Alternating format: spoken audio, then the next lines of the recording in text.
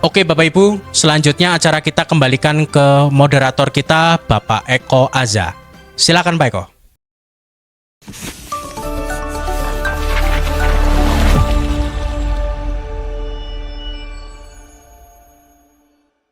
Baik, terima kasih Mas Bagus atas waktunya.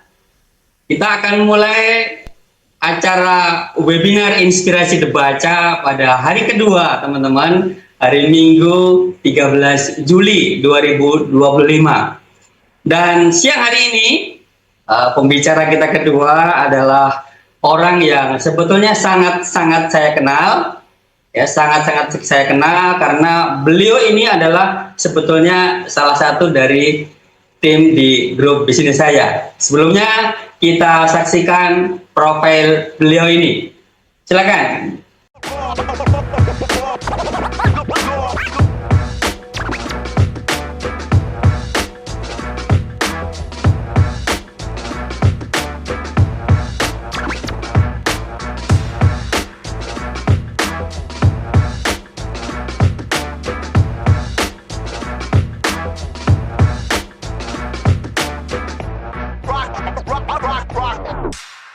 Nah, itu dia, teman-teman, Bapak Ibu semua, profil pembicara kita pada hari kedua di sesi kedua ini.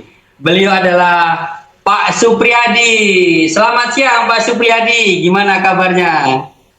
Selamat siang, Aplet. Selamat siang, Mas Eko. Alhamdulillah sehat. Iya, oke.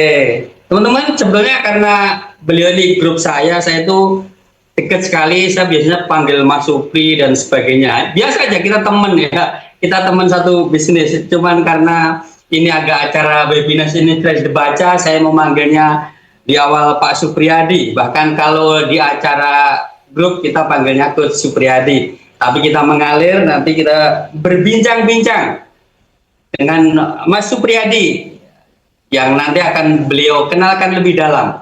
Mas Supri, Ya. sebelum lanjut kita diskusi hari ini, yang harapan saya sebagai moderator Mas Supriyadi yang sudah mencapai peringkat Founders Platinum, Ruby, sudah ikut ALSHW, kebetulan bareng saya gitu ya, sampai mencapai kesuksesan di bisnis MB ini.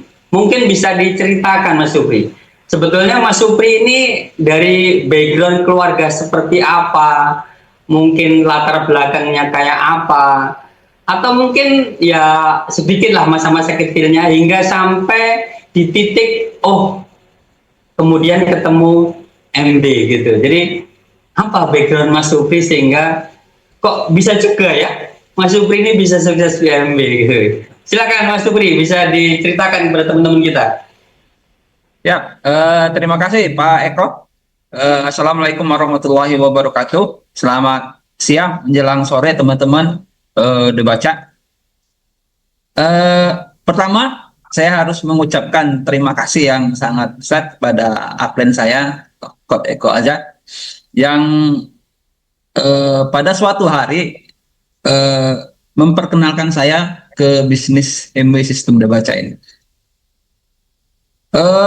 Latar belakang saya, teman-teman, saya lahir di bulan Desember tahun 1975. Jadi sekarang sudah 50 tahun, ya, perjalanan yang cukup panjang. Saya lahir sebagai anak ketiga dari 4 bersaudara. Saya besar dan lahir di satu desa di Kabupaten Ogan Komering Ulu. Kalau dari Kota Palembang itu sekitar 4-5 jam perjalanan darat, ya. Jadi lingkungan saya ya lingkungan petani karet dan petani sawit. Itu lingkungan masa kecil saya. Tetapi ketika SMP kelas 2, saya itu diminta bapak untuk sekolah di kabupaten, di kota kabupaten, karena jarak dari desa sampai ke sekolah SMP itu lumayan 12 kilo dengan jalan jalan tanah lumpur, ya. Jadi lumayan. Jadi dari kecil saya sudah, karena dari SMP sudah merantau, berpisah dengan orang tua. Jadi saya lumayan mandiri ya. Dari SMP itu sudah hidup mandiri ya. Mandiri maksudnya gini teman-teman, saya bisa eh, memanage waktu saya, mengerjakan pekerjaan kecil-kecil itu sendiri, misalnya memasak, mencuci baju dan lain-lain itu bisa saya lakukan sendiri. Dan itu mungkin ya membentuk karakter saya yang lumayan mandiri ketika tahap-tahap hidup selanjutnya. Kemudian karena keterbatasan ekonomi saya hanya tamat SMA, ya. Selesai sekolah SMA karena keterbatasan ekonomi saya kerja. Kerja pertama itu di pabrik nanas di Lampung, Lampung Tengah. Hanya 1 tahun, kemudian kerja di pabrik bukan perkebunan sawit, ya pabrik sawit, ya pabrik pengolahan sawit. Itu sebagai tenaga keamanan. Itu 3 tahun setengah, hampir 4 tahun.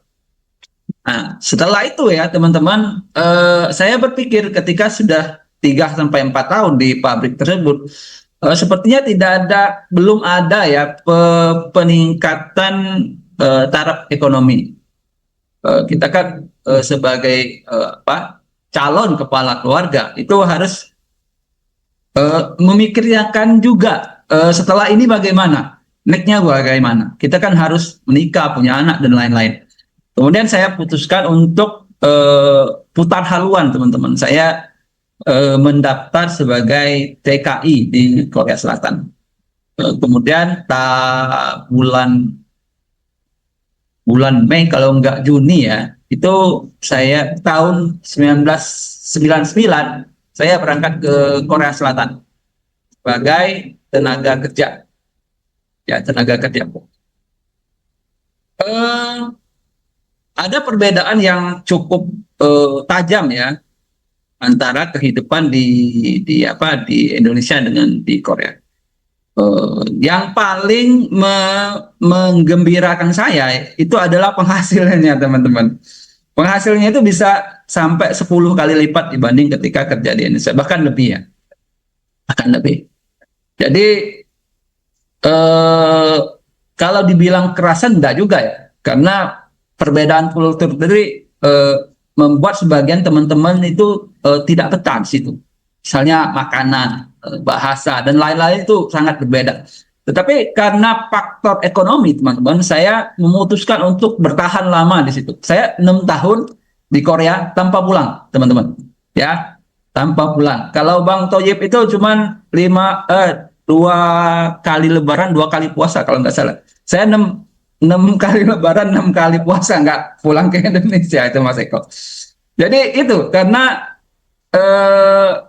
masalah ekonomi itu, ya masalah ekonomi.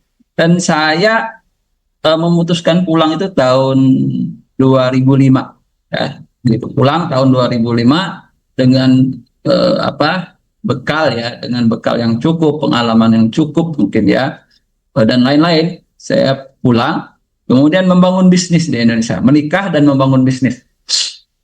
Ya, membangun bisnis di Indonesia. Bisnis pertama itu jualan pulsa. Sampai sekarang pun masih, kalau jualan pulsa masih sampai sekarang.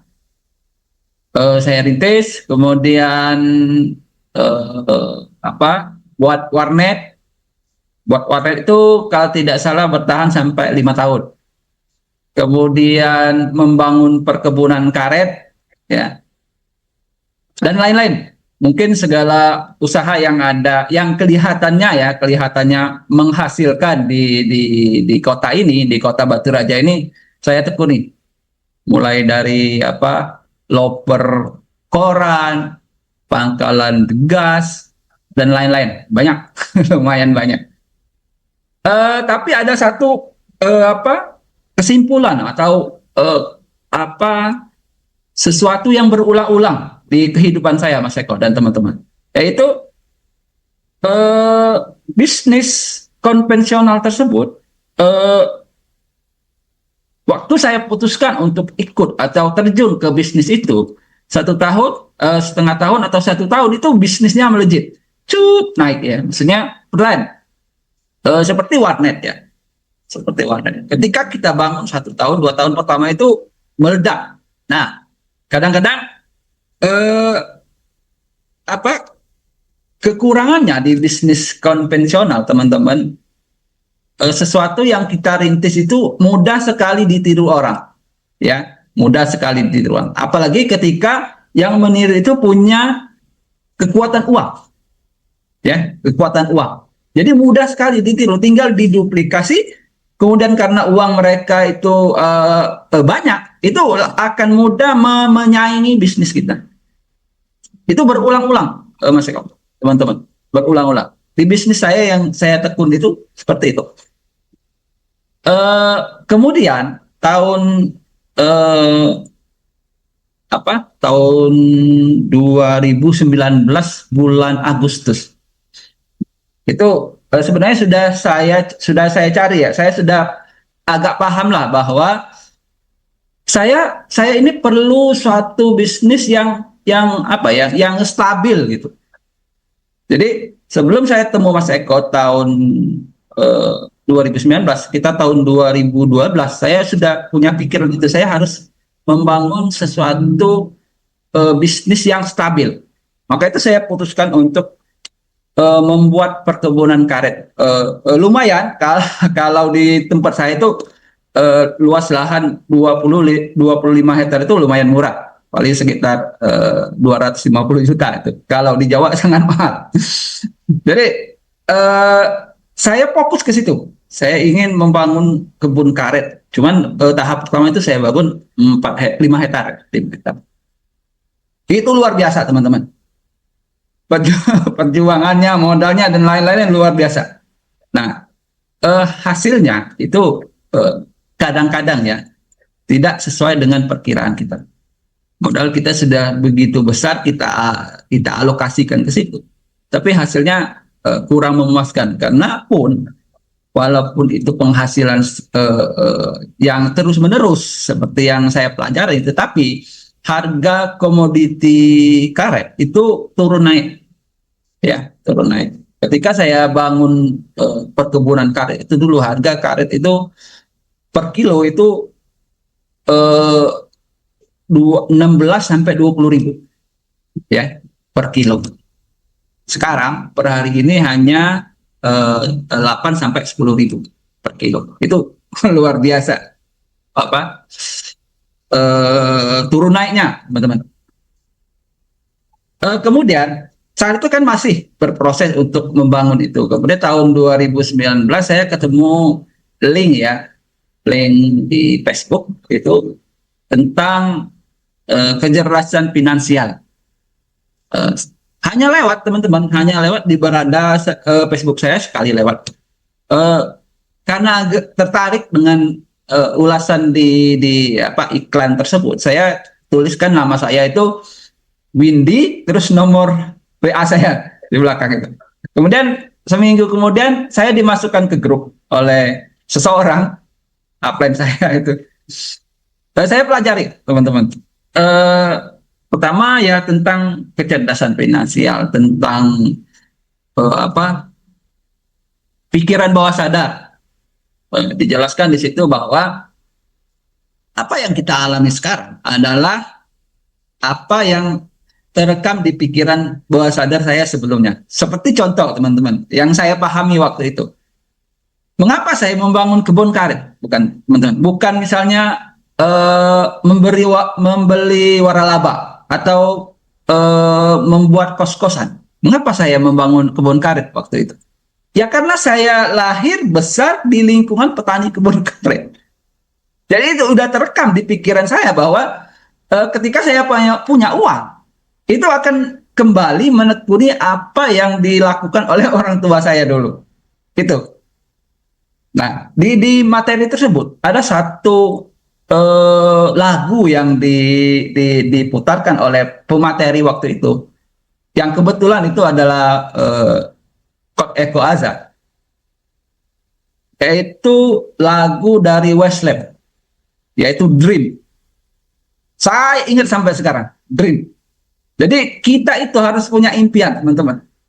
Saya ingat sampai sekarang pun saya ingat lagu itu. Itu yang membuat saya, oh rupanya saya selama ini tidak punya impian, tidak punya goal, tidak punya rancangan ke masa depan itu mau seperti apa.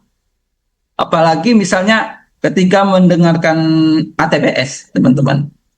Itu, oh iya, berarti selama ini saya ini hanya mengikuti apa yang dulu mungkin tanpa sengaja atau mungkin karena lingkungan yang masuk ke pikiran bawah sadar saya. Itu perkenalan saya dengan Mas Eko. Saya biasa memanggil beliau Mas Eko. Bahkan sampai sekarang pun beliau biasa memanggil saya itu Windy. Jadi harap maklum kalau teman-teman kalau Mas Eko itu manggil saya Windy karena pertama sekali saya mendaftarkan diri sebagai peserta di grup bimbingan beliau itu dengan nama Windy, bukan Supriyadi. Itu dulu Mas Eko. Oke, terima kasih Mas Supri. Wah teman-teman, cerita yang cukup menarik ya, pengalaman yang sangat-sangat panjang dari seseorang yang memang kehidupannya biasa saja, kemudian sampai merantau ke Korea, kemudian mencoba memulai membangun bisnisnya sendiri, dan kemudian menyadari ketika membangun bisnisnya naik turun. Tentu saya punya pengalaman yang sama, saya pun pernah membangun bisnis itu dan naik turun juga. Yang ingin saya tanya ke Mas Supri, setelah mendapatkan informasi tentang, oh ternyata bisnis itu tidak sekedar bisnis, harus di situ punya plafon rezeki yang tinggi, harus punya mindset sebagai seorang pebisnis. Pertanyaan saya, teman-teman, pertanyaan saya ke Mas Supri, kenapa kemudian akhirnya di situ kan kemudian diarahkan kelas dasar itu ke bisnis MB gitu ya.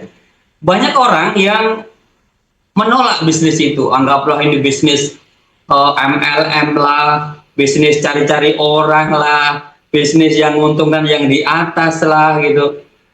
Kenapa sampai akhirnya Mas Supri memutuskan oke, saya join MB, padahal kan banyak bisnis lain gitu ya yang sudah dikerjakan Mas Supri.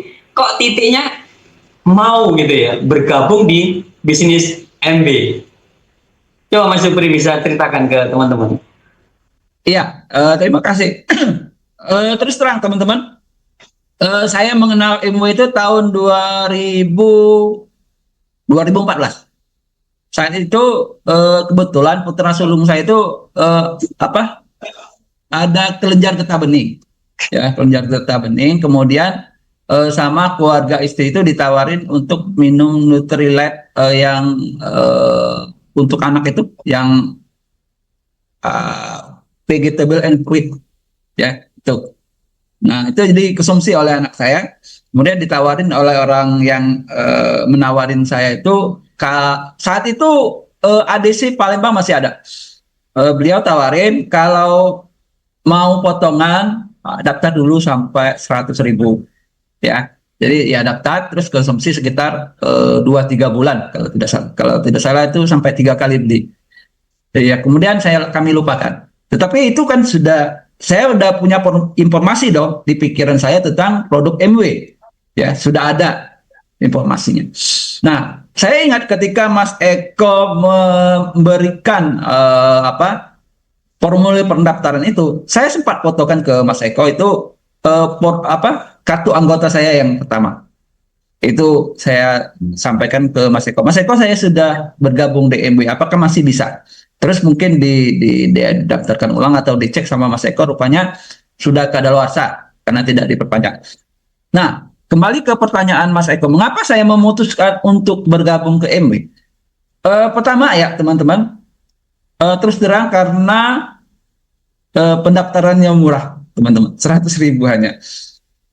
Saya bayangkan ya teman-teman, saya memulai bisnis, semua bisnis yang saya lakukan ya sebelum itu modalnya paling tidak itu mungkin sampai 5 juta ya teman-teman.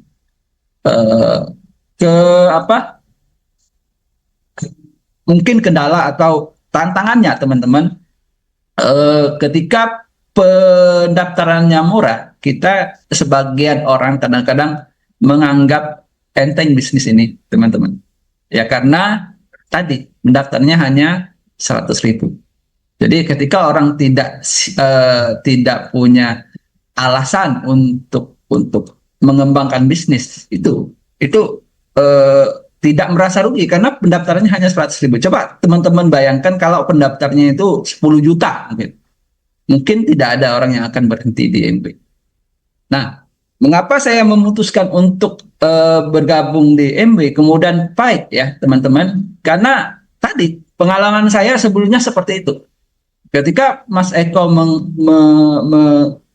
menawarkan bisnis ini, saya putuskan dalam diri saya akan lakukan bisnis ini minimal 5 tahun. Seperti saya melakukan bisnis saya sebelumnya. Ketika saya putuskan untuk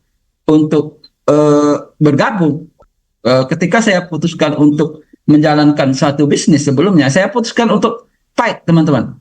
Kita buktikan dulu, ya, kita lihat dulu, gitu loh. Kita perjuangkan dulu, ya. Jadi saya putuskan waktu itu, Mas Eko, mungkin saya akan kerjakan bisnis ini dengan benar-benar selama 5 tahun. Itu namanya keputusan dan komitmen, teman-teman. Jadi waktu itu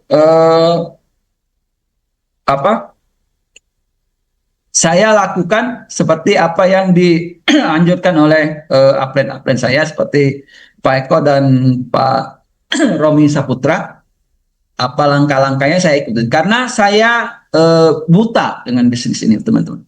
Saya belum pernah melakukan bisnis seperti ini, bisnis online seperti ini, bisnis jaringan seperti ini. Saya buta. Jadi saya ikuti apa kata mentor, saya lakukan. Pak Eko bilang, Mas Supri, cari prospek. Saya kan jualan pulsa, teman-teman. Saya banyak daftar nama. Saya banyak memasukkan orang ke itu untuk belajar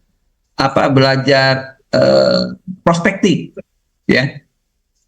Jadi saya lakukan apapun yang dikatakan oleh mentor saya waktu itu. Itu Mas Eko. Oke, cerita yang menarik ya teman-teman ya.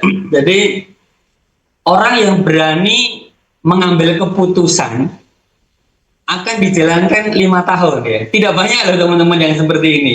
Karena orang biasanya menjalankan sebulan, 2 bulan, 3 bulan ngerasa susah, berhenti. Bahkan mungkin setahun merasa belum dapat apa-apa, berhenti. Tapi Mas Supri ini berani mengambil keputusan, ya saya akan jalankan dalam 5 tahun. Dan pada akhirnya teman-teman, saya tahu betul akhirnya Mas Supri mencapai Founders Platinum, kemudian kita jalan bersama ke HW waktu itu. Jadi jangan khawatir teman-teman, kita bisa sukses bersama tim kita. Nah, pertanyaan saya selanjutnya Mas Supri, ya. Ketika Mas Supri mencapai Founders Platinum, kemudian mencapai penghasilan ya 2 digit gitu, kemudian jalan-jalan ke HW gitu ya. Coba ceritakan ke teman-teman gitu ya, apa perbedaan yang Pak Supri rasakan ya, hasil yang didapat dari bisnis konvensional atau bahkan mungkin ke Korea gitu selama 6 tahun dengan keberhasilan di MB gitu. Apa yang sudah didapat di MB, kemudian apa yang membedakan dengan penghasilan bisnis yang Mas Supri jalankan di luar MB itu? Apa kira-kira sehingga kok terus bertahan gitu? Ya, terima kasih Mas Eko. Luar biasa teman-teman. Kalau misalnya mau dibedakan mungkin antara langit dengan dalamnya sumur mungkin. Ya, kalau mau dibedakan. Gini teman-teman. Betul, saya pernah di Korea Selatan ya, 6 tahun. Tetapi mohon maaf sekali, ketika menikah tahun 2005, saya dan istri itu tidak sempat bulan madu, teman-teman. Bulan madu kami itu dilakukan tahun 2023 ketika ada undangan MW New Platinum Seminar di Bali. Itu bulan madu kami, teman-teman. Jadi teman-teman silahkan bayangkan perjuangan kami 6 tahun di Korea, kemudian menggeluti bisnis konvensional itu dari 2005 sampai sekarang. Nggak sempat bulan madu, nggak ada uangnya, mungkin ada uangnya tapi nggak ada waktunya. Ya, ada uangnya mungkin, adalah uangnya ya, karena ada hasilnya sampai sekarang, ada uangnya, tapi waktunya nggak ada, teman-teman. Untuk bulan madu pun tidak ada waktunya, teman-teman. Jadi bulan madu itu dibayari oleh MW di Bali NPS, kemudian bulan berikutnya ke ALS di Hawaii. Itu bulan madu kami teman-teman. Itu sesuatu yang luar biasa. Ya, saya berjuang, benar-benar berjuang teman-teman di bisnis konvensional. Saya kadang tidak punya waktu untuk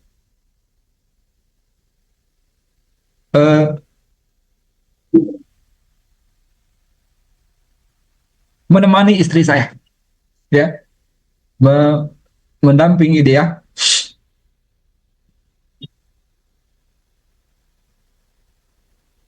Oke, luar biasa teman-teman ya.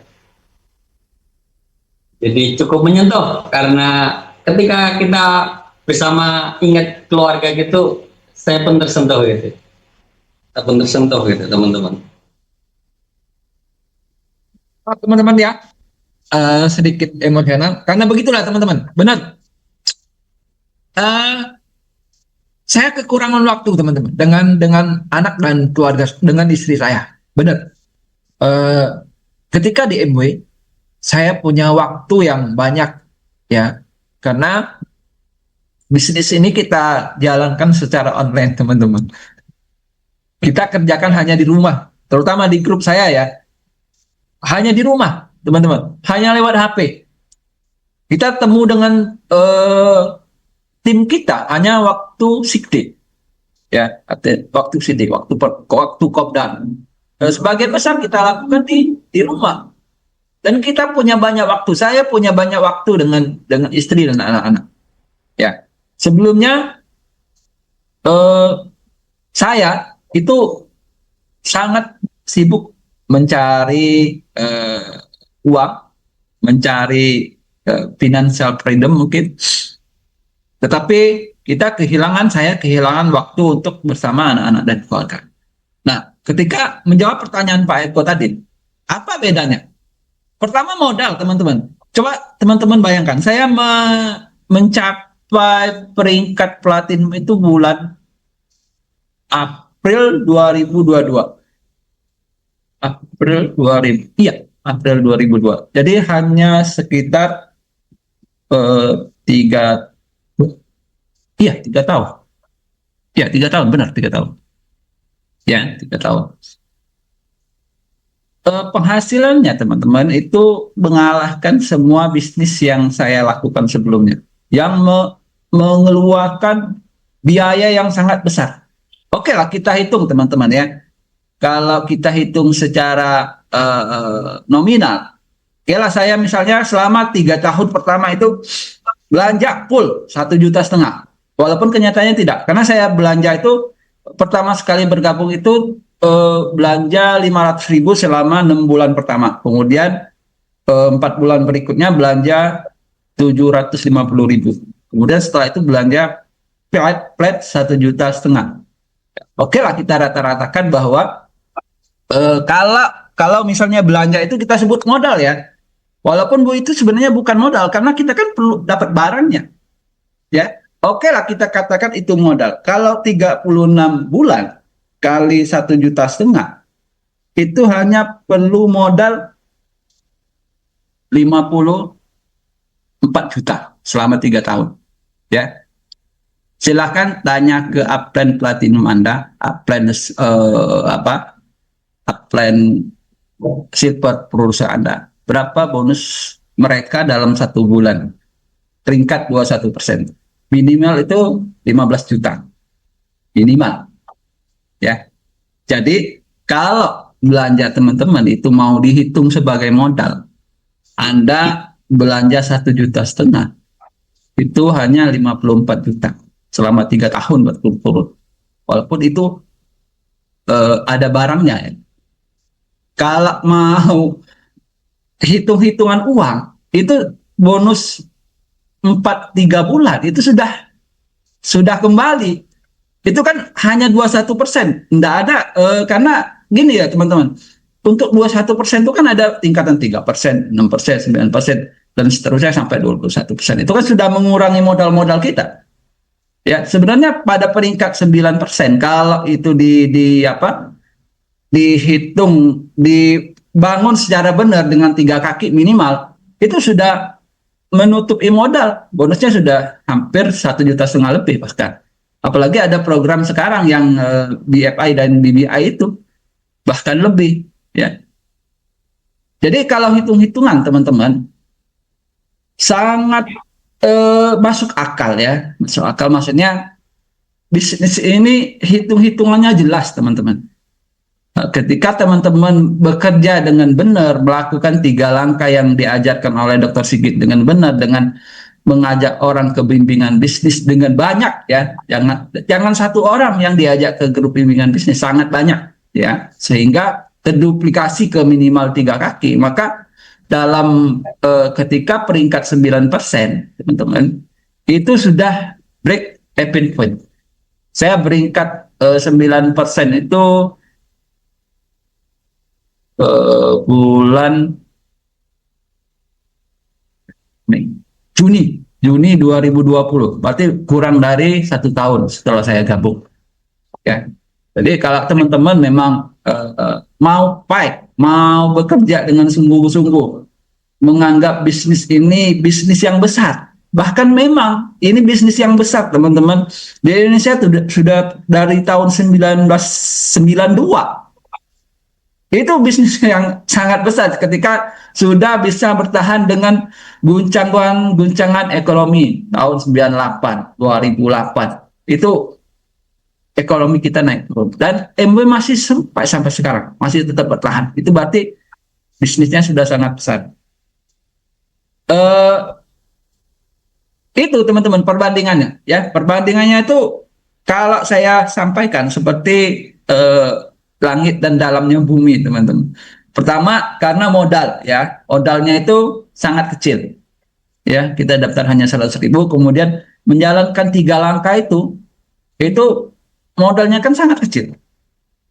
Kalau misalnya hitungan kita, mohon maaf, hitungan kita 1 bulan 1,5 juta, itu kan sesuatu yang kita pakai sendiri, teman-teman. Maksudnya barang itu kita gunakan sendiri. Beda ketika saya dulu misalnya membangun perkebunan karet. Ketika saya mengeluarkan uang untuk pupuk, itu pupuknya kan hilang. Maksudnya tidak bisa saya nikmatin kan. Ketika saya membiayai orang untuk mengerjakan, misalnya membersihkan kebun, menanam, memelihara, dan lain-lain, itu kan hilang uang. Tidak saya nikmati, tidak ada yang bisa saya ambil dari uang yang saya keluarkan tersebut. Bedakan dengan produk MW, produk itu misalnya dengan kita membeli vitamin, sabun, sampo, dan lain-lain. Itu sesuatu yang kita pakai, yang kita gunakan. Itu modal, ya. Kemudian hasil, ya teman-teman, hasil. Jangan salah, ya. Bonus kita di MW itu adalah bonus bersih, pendapatan bersih, ya. Kita nggak punya karyawan, saya belum punya karyawan, saya belum ada admin. Saya tidak perlu nyewa tempat, teman-teman. Tidak ada modal, nggak ada pengeluaran. Beda dengan ketika saya membangun warnet, misalnya membuat toko pulsa dan lain-lain, itu perlu tempat, perlu listrik, perlu karyawan, dan lain-lain. Itu ketika penghasilan itu di warnet itu, misalnya pendapatannya misalnya 20 juta, itu udah potongan berapa itu. Jadi ke sayanya itu paling 5 juta bersih. Jadi beda, sangat beda ketika dibandingkan dengan kedua. Yang ketiga, mungkin lingkungan. Nah, teman-teman, jangan salah. Lingkungan di MW itu sangat baik, sangat mendukung, dan bisa membuat perkembangan kepribadian kita menjadi lebih baik. Ya, itu sesuatu yang sulit kita dapatkan di luar sana. Salah satunya adalah begini, teman-teman. Di MW itu ada prinsip kita itu bisa besar ketika kita membantu tim bisnis kita menjadi besar, ya. Jadi bisnis kita itu tergantung dari seberapa banyak orang yang kita bantu untuk menjadi besar. Sangat berbeda dengan bisnis di luar sana, teman-teman. Ketika kita membantu orang, misalnya membangun warnet, 100 meter atau 200 meter atau 1 kilo dari kita, itu akan jadi saingan kita, teman-teman. Ya, itu akan jadi saingan kita. Beda dengan MW. Ketika saya membangun bisnis, misalnya Mas Aldi, by the di chatbot, saya membantu dia sampai meraih peringkat bronze. Itu membantu saya sendiri. Itu untuk bisnis saya sendiri. Ya, perkembangan bisnis saya sendiri. Itu bedanya. Ketika kita membangun bisnis MW, itu membantu orang, itu sebenarnya membantu bisnis kita sendiri. Itu Mas Eko. Oke, teman-teman, luar biasa ya.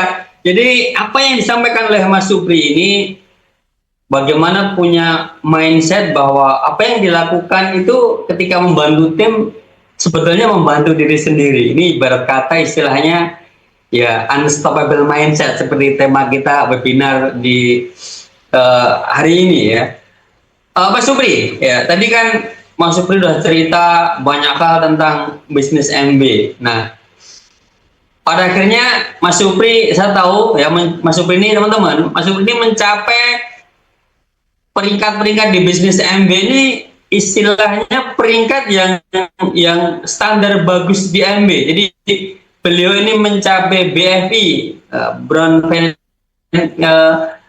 insentif BFI, kemudian BBA, kemudian mencapai SP, Gold Producer, Platinum, Founders Platinum, dan Ruby. Ini bisnis yang istilahnya yang bagus gitu ya.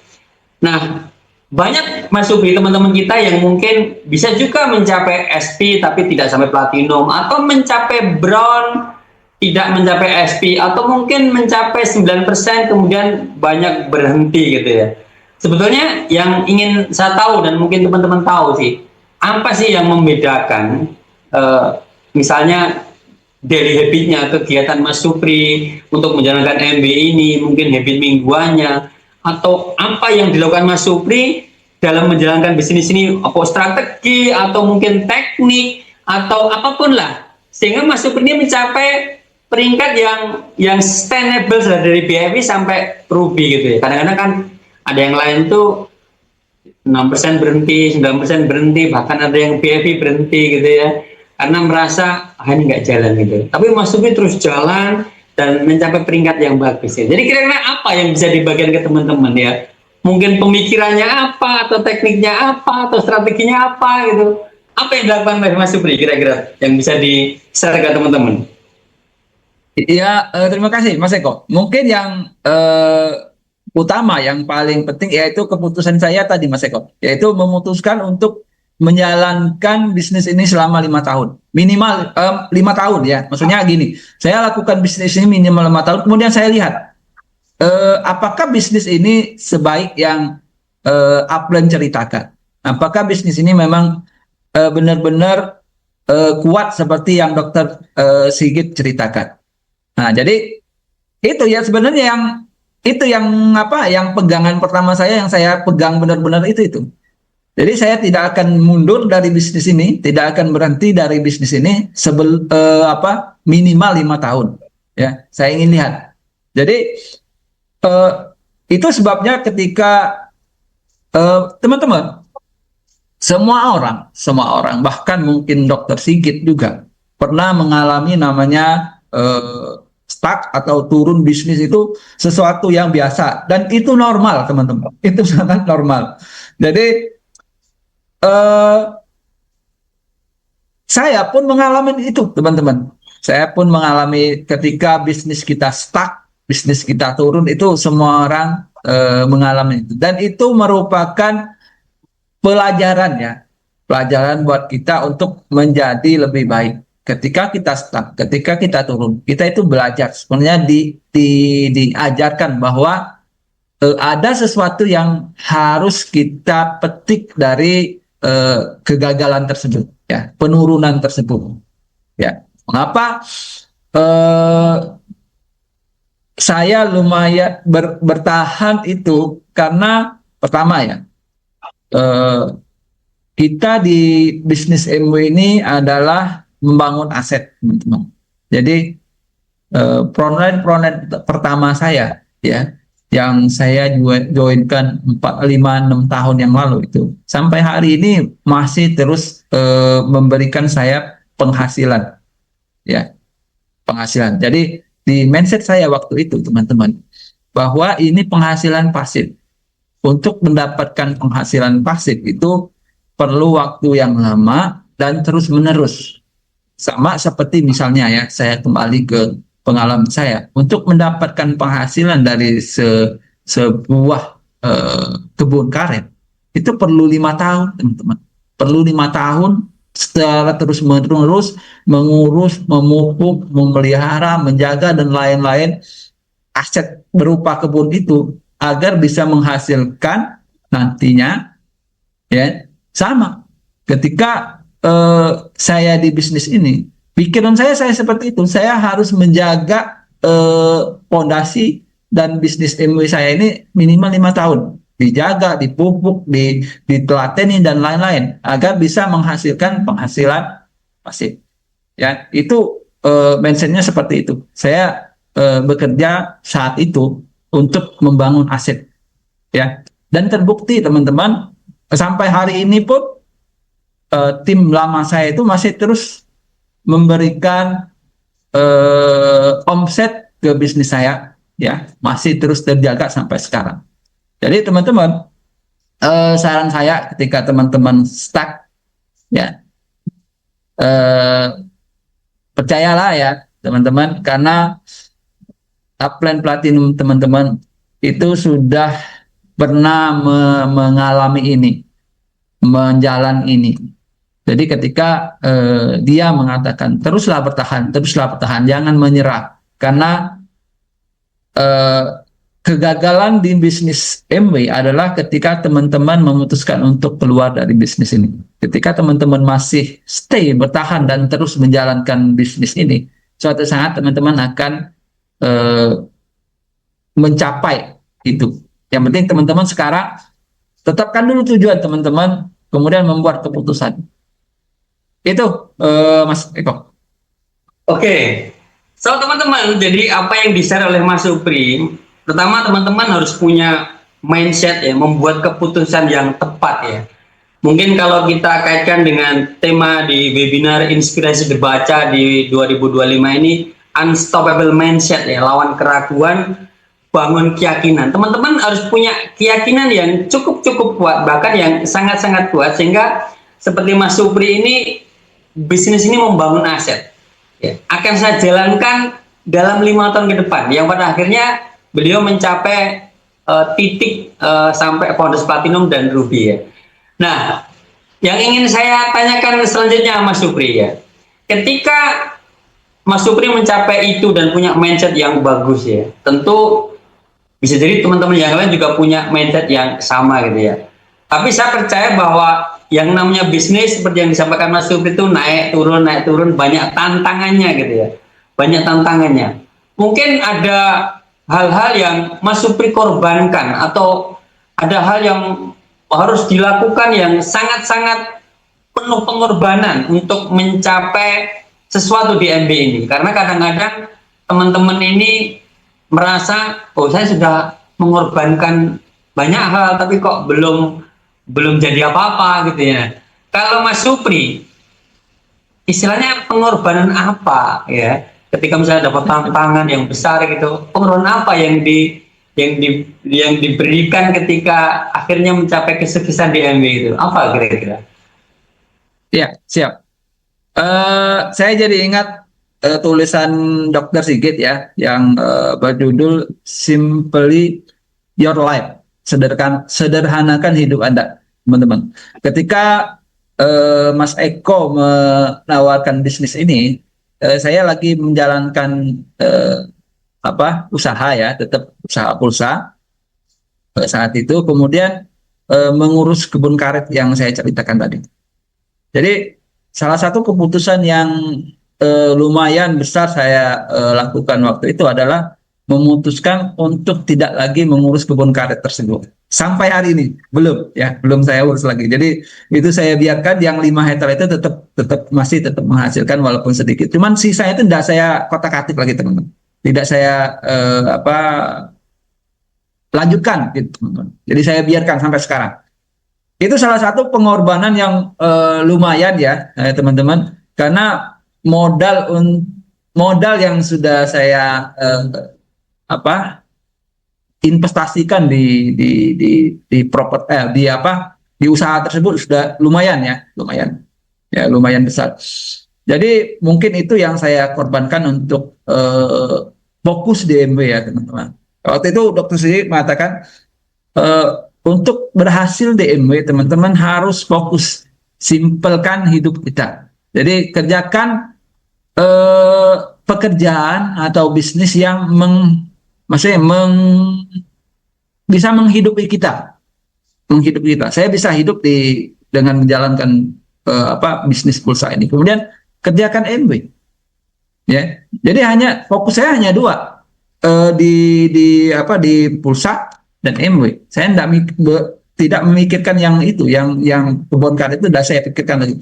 Jadi mungkin itu salah satu pengorbanan yang saya lakukan untuk berhasil di bisnis MW ini. Kemudian mungkin tantangan yang paling besar waktu itu ketika saya kehilangan downline saya yang peringkat 9%. Itu sesuatu yang cukup mengguncang saya, teman-teman. Bayangkan ketika saya peringkat 9%, itu saya disalib lah, mungkin ditonjol oleh downline saya peringkat 9% dan downline saya peringkat 9%. Kemudian tiba-tiba dia berhenti. Itu kalau saya mohon maaf tidak punya mindset yang cukup baik, mungkin saya juga ikut terbang bersama dia, ya. Karena teman-teman bayangkan saya peringkat 9%, downline saya peringkat 9%, kemudian tiba-tiba hilang. Ya. Jadi kalau misalnya ya, teman-teman sekarang merasa sedih, ditinggal frontline, sedih, tinggal downline, itu ujian, teman-teman. Ujian seberapa kuat teman-teman untuk berhasil di bisnis MW ini. Itu, Pak Eko. Oke. So, teman-teman, semua orang yang menjalankan MW ketika mencapai kesuksesan itu semua ada tantangannya, teman-teman. Ada hal yang dikorbankan gitu ya, termasuk Mas Supri mengorbankan ya mungkin termasuk asetnya karetnya yang harus ditinggalkan untuk menyederhanakan hidupnya gitu, dan lebih fokus banyak waktu di MW gitu. Nah, Anda apa gitu ya? Anda siap mengorbankan apa untuk sukses di sini? Dan salah satu tantangan juga yang mungkin teman-teman alami adalah punya tim yang muntaber gitu ya, mundur tanpa berita.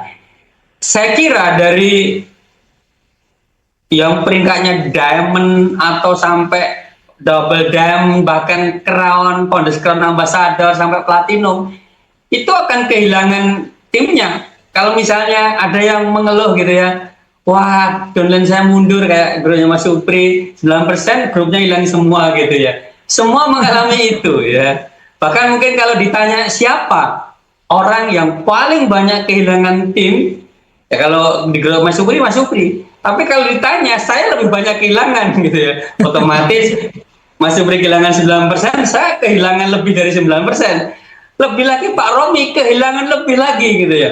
Ya Pak Hosin, Pak Dokter Sigit, sampai Pak Robert Angkasa sana gitu, kehilangan lebih banyak. Artinya itu hal yang biasa, kehilangan. Yang penting bukan soal Anda kehilangan timnya, tapi bagaimana yang penting Anda juga tidak ikut hilang dari bisnis ini gitu ya. Itu Mas Supri ya. Oke. Mungkin ini kita memasuki di sesi-sesi menit-menit akhir ya.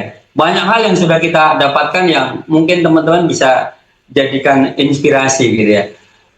Sampai di titik ini Mas Supri gitu ya, sampai di peringkat yang mengantarkan Mas Supri ya mencapai sesuatu lah di MW gitu ya.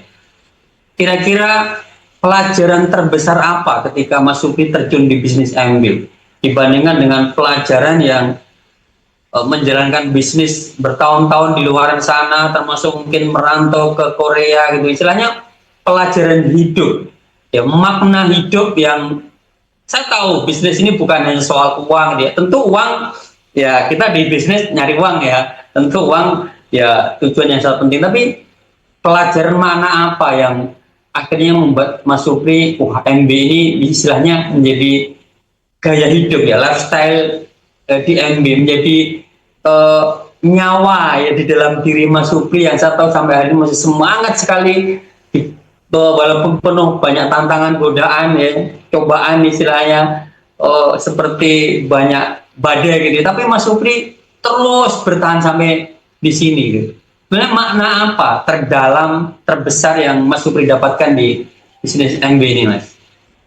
Iya. Terima kasih Mas Eko. Ada banyak ya teman-teman. Saya sering mengatakan di grup saya bahwa perkembangan bisnis kita, peringkat kita, bonus kita itu hanya perkembangan yang terlihat. Ada banyak perkembangan, pertumbuhan dan lain-lain yang tidak kelihatan. Misalnya kepribadian, teman-teman. Baru di MW saya mempelajari tentang kepribadian manusia. Kepribadian manusia, bagaimana kita menghadapi orang-orang sanguin, melankoli. Kebetulan istri saya itu melankoli ya. Jadi saya baru belajar di sini, baru belajar di MW ini kalau istri saya itu orang melankoli, makanya apa ya, sempurna, maunya sempurna itu, sempurna dulu misalnya gini, salah satunya. Kalau dulu saya sering protes dengan dia ke anak-anak ya. Itu sangat, maksudnya ketika anak di kamar anak ya, kamar anak itu maunya dia itu bersih, sempurna, rapi gitu. Ya kalau saya kan pragmatis, tidak terlalu seperti itu. Nah di MW saya mempelajari tentang itu, tentang kepribadian manusia, juga tentang bahasa kasih. Bahasa kasih saya baru belajar di MW juga. Ya, jadi kalau teman-teman ada banyak pelajaran yang saya dapatkan di MW ini, di komunitas Debaca ini. Yang paling penting ya, yang paling mencolok kalau saya adalah tentang membantu orang. Ya, bagaimana bisnis kita itu tergantung seberapa banyak orang yang kita bantu. Itu ya, seberapa banyak tim bisnis kita yang kita bantu untuk naik peringkat, untuk mendapatkan bonus, untuk menjadi yang lebih baik dari sebelumnya. Itu jadi kalau seperti yang saya sampaikan sebelumnya, kalau di bisnis konvensional kita itu kompetisi, teman-teman. Ya, kompetisi dengan orang lain itu kita selalu kompetisi, saling mengungguli. Berbeda dengan MW. Benar kita kompetisi di MW ya. Di MW itu kompetisi juga. Tapi kompetisinya itu dengan diri kita sendiri ya. Dengan diri kita sendiri, bukan dengan tim, bukan dengan upline, bukan. Dengan diri kita sendiri. Bagaimana kita itu bisa menjadi lebih baik dari bulan sebelumnya, dari tahun sebelumnya. Ya. Jadi bedanya di situ yang saya dapatkan di MW, bahwa perkembangan bisnis kita itu tergantung seberapa berkembangnya tim bisnis kita, frontline dan downline kita. Jadi kompetisi kita itu hanya ke diri kita sendiri, bukan ke orang lain. Itu Mas Eko. Oke teman-teman ya, banyak sekali ya yang sudah kita dapat dari speaker luar biasa pada sore hari ini ya. Beliau adalah speaker penutup ya. Jadi apa yang beliau sampaikan mungkin tidak perlu saya simpulkan lagi, karena dari awal hingga akhir itu banyak sekali yang bisa kita dapat. Saya sendiri banyak termotivasi, terinspirasi dari yang Mas Supri sampaikan, dan saya percaya teman-teman punya hal yang sama untuk bisa diambil.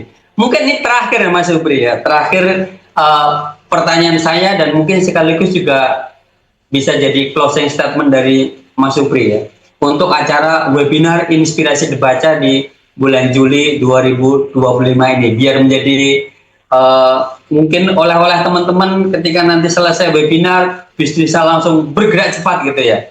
Nah ini terakhir ya, eh, sebagai closing statement Mas Supri, kira-kira apa ya nasihat ya dari Mas Supri ya untuk teman-teman IBO yang mungkin masih ada yang ragu-ragu, mungkin masih ada yang bimbang, mungkin keyakinan yang kurang kuat, atau mungkin ada IBO baru yang baru join beberapa hari, beberapa bulan yang belum memutuskan untuk mengambil peluang bisnis ini sebagai jalan kendaraan untuk mencapai impian mereka gitu ya.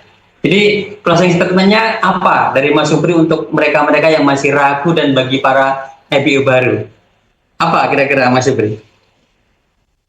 Iya, terima kasih Mas Eko. Mungkin yang ingin saya sampaikan ke teman-teman ya, eh, satu bahwa kami upline platinum teman-teman itu saat ini ya adalah masa depan teman-teman. Jadi kalau kami bisa dijamu oleh MW, misalnya tahun kemarin kami 10 pasangan itu dijamu MW ke apa ke Hawaii ya teman-teman selama 5 hari. Kalau kami hitung itu biayanya itu sekitar 200 juta per pasangan. Itu luar biasa teman-teman. Jadi kalau saya pribadi sih mungkin mikirnya 100 kali untuk mengeluarkan kocek pribadi untuk melakukan perjalanan ke situ. Jadi teman-teman, kami sudah eh, ada di masa depan teman-teman. Jadi apa yang kami katakan, apa yang kami ceritakan ke teman-teman itu adalah sesuatu yang kami alamin sendiri, teman-teman. Bukan sesuatu yang mengada-ada. Ya, kalau teman-teman ragu, misalnya ragu ke MW-nya atau ragu ke debacanya, kami sudah ngalamin itu teman-teman. Ya, kami sudah eh, eh, gambaran teman-teman itu sudah ada di kami. Apa yang diceritakan upline teman-teman itu sudah pernah ketika misalnya gini teman-teman. Eh, dulu ya, dulu teman-teman saya pun sempat apa ragu ya. Bahkan untuk mendengarkan ATB saya juga ragu. Tetapi saya ingat satu ya teman-teman. Nasihat dari Dokter Sigit. Kalau teman-teman mau masa depannya berubah, masa depannya mau berubah 5 atau 10 tahun yang akan datang, maka teman-teman harus mau melakukan sesuatu yang berbeda. Ya, itu kuncinya teman-teman. Kalau teman-teman ingin memperbaiki hubungan dengan pasangan, memperbaiki ekonomi keluarga, dan lain-lain, maka teman-teman harus mau berubah. Itu kuncinya. Harus mau berubah dari yang teman-teman lakukan sekarang, dari habit yang teman-teman lakukan sekarang.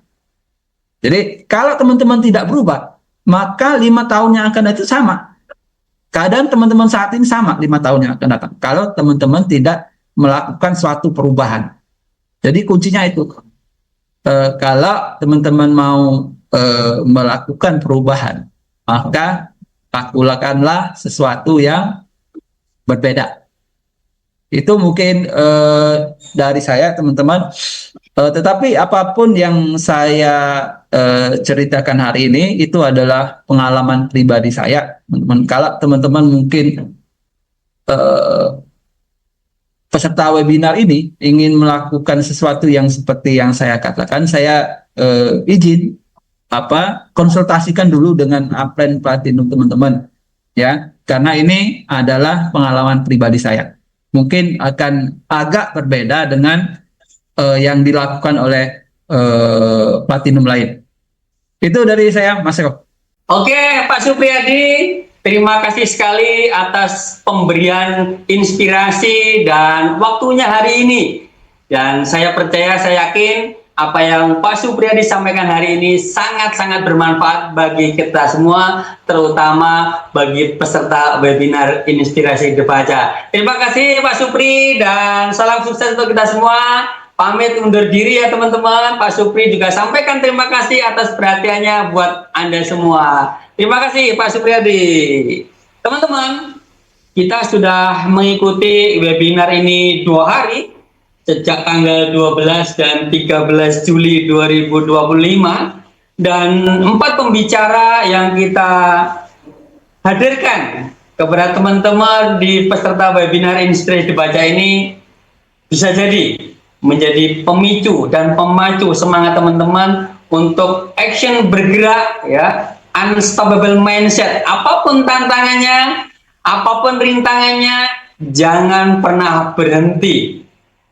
Karena ketika Anda berhenti, maka mimpi Anda pun terkubur di sana. Bisa jadi impian Anda sudah di depan mata. So, terus semangat membangun bisnis MBA Anda dan pastikan konsultasikan kepada upline platinum Anda. So, saya sebagai moderator di acara webinar Inspirasi Dibaca ini tentu mohon maaf bila banyak hal yang mungkin merasa kurang nyaman dari apa yang saya sampaikan. Saya mohon maaf sebesar-besarnya. Dan terakhir, saya mohon izin, mohon pamit, dan saya sampaikan seluruh pembicara di webinar Inspirasi Dibaca berharap sekali Anda semua sukses di MB dan mencapai peringkat yang lebih tinggi di tahun fiskal 2026. Oke, sekian dari saya. Waktu saya kembalikan kepada Mas Bagus. Terima kasih semuanya. Salam sukses untuk Anda semua. Terima kasih.